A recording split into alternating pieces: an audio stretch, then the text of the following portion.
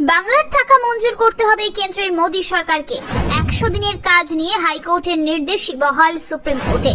100 দিনের কাজ নিয়ে হওয়া মামলায় সুপ্রিম কোর্টে ধাক্কা খেল কেন্দ্র। হাইকোর্টের নির্দেশই বহাল রাখল শীর্ষ আদালত।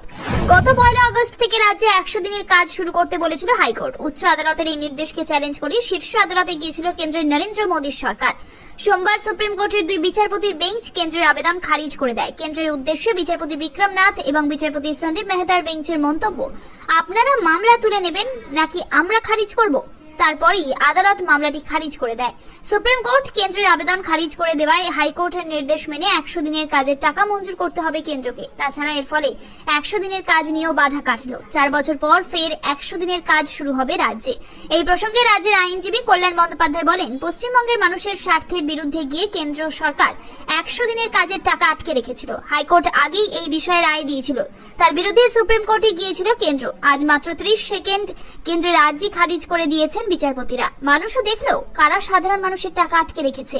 2021 সালের ডিসেম্বর মাস থেকে পশ্চিমবঙ্গে 100 দিনের কাজের মজুরি দেওয়া হচ্ছে না, এই অভিযোগ তুলে হাইকোর্টে মামলা করেছিল পশ্চিমবঙ্গ ক্ষেত মজুর সমিতি। সোমবার ওই সংগঠনের আইনজীবী বিকাশ রঞ্জন ভট্টাচার্য বলেন, কেন্দ্রের সরকার অন্যায়ভাবে এই প্রকল্পের টাকা বন্ধ রেখেছিল। আদালতের নির্দেশের ফলে গরিব মানুষ আবার কাজ পাবেন।